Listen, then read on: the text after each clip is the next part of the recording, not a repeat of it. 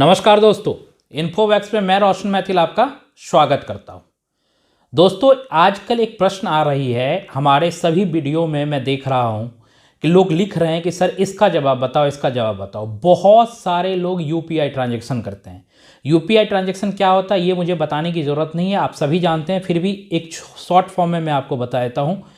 आप क्या करते हैं कि अपने फ़ोन पे से, अपने पेटीएम से या फिर ऐसे ही गूगल पे से, कई सारे ऐप्स आ गए हैं जिससे आप स्कैन करते हैं, पेमेंट कर देते हैं, या किसी को मोबाइल नंबर से ट्रांसफ़र कर देते हैं पैसे। ठीक है, तो इसको हम लोग बेसिकली यूपीआई ट्रांजैक्शन कहते हैं।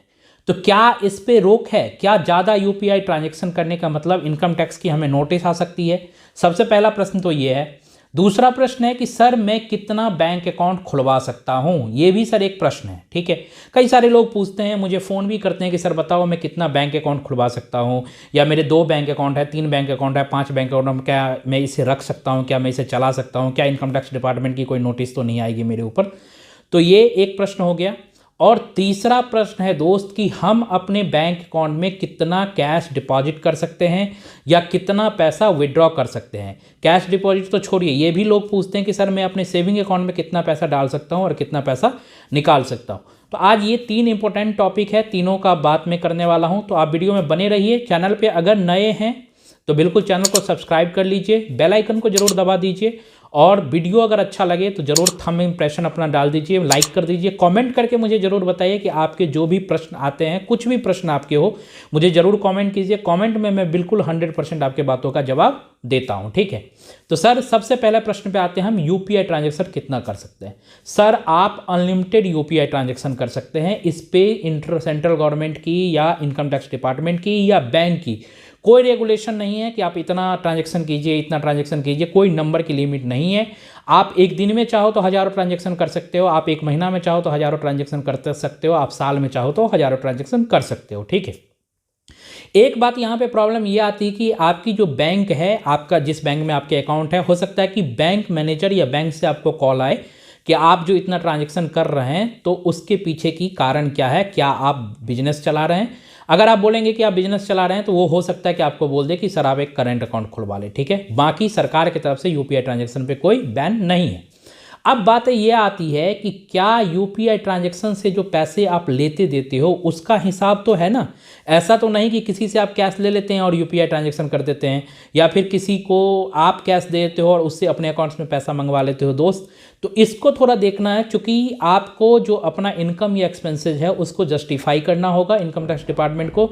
अगर आप जस्टिफाई नहीं कर पाए और आप लाखों के ट्रांजैक्शन कर लिए, करोड़ों के ट्रांजैक्शन कर लिए, तो आपको पता है आपको अपना रिटर्न फाइल करना होगा, और रिटर्न फाइल करने वक्त आपको बताना होगा कि आपके जो ये लाखों करोड़ों की ट्रांजैक्शन है वो यूपीआई के कारण जो हुआ है वो किस बेसिस पे हुआ है, वो जस्टिफाई करना होगा।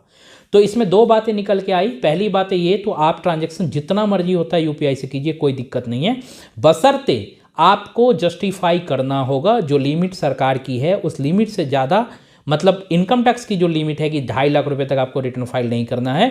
अगर आप 2.5 लाख रुपए से ज़्यादा की ट्रांजैक्शन करते हैं, आपके पास में पैसे आ रहे हैं, जा रहे हैं, तो आपको इनकम टैक्स रिटर्न फाइल करनी होगी, और वहाँ गवर्नमेंट को बताना होगा कि भाई साहब आपके पैसे क्यों आए हैं और क्यों गए हैं। ठीक है, दूसरा प्रश्न दोस्त आता है कि सर मैं कितने बैंक अकाउंट खुलवा सकता हूँ, एक आदमी कितना सेविंग अकाउंट रख सकता है?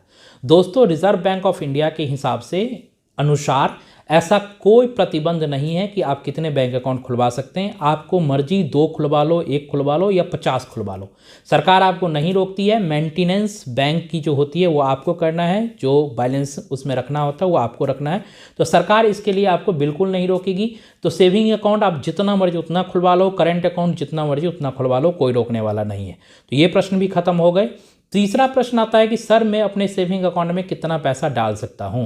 सर आप अपने सेविंग अकाउंट में अनलिमिटेड पैसा डालो, किसी ने कोई नहीं रोका है। हाँ, एक जगह रोक नहीं है, वो भी कुछ कंडीशन लगा हुआ है, मैं आपको बता देता हूं।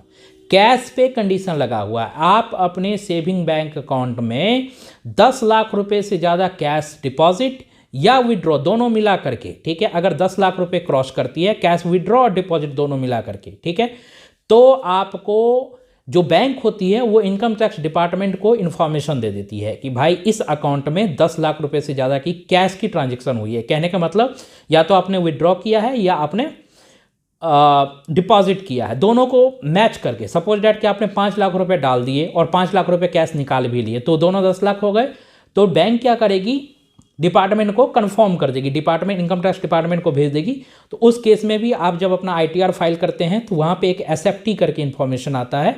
तो SFT में शो हो जाता है कि आपने 10 लाख रुपए की ट्रांजैक्शन किया है, 12 लाख की किया, 15 लाख की किया। तो उस टाइम आपको एक क्लैरिफिकेशन देना होता है कि आपने रिटर्न फाइल कर दिया और ये पैसे आपके बिजनेस के थे या आपके सैलरी के थे, किस कारण था, ओनली जस्टिफाई करना है, विशेष कोई प्रॉब्लम नहीं है। तो ये आज के वीडियो तीनों जो टॉपिक था हमारा, बहुत ही इंपॉर्टेंट टॉपिक था, आप लोग समझ लिए। मार्केट में बहुत सारा मिथ्य है, लोग कुछ से कुछ समझ लेते हैं, हमारे पास बहुत प्रश्न आते थे तो मैंने सोचा इसका एक वीडियो बना दूं। दोस्तों मैं आशा करता हूं कि ये वीडियो आपको समझ में आ गया होगा।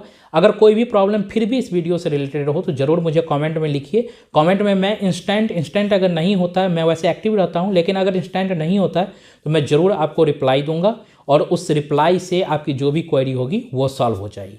मुझे इजाज़त दीजिए, धन्यवाद, जय हिंद, जय भारत।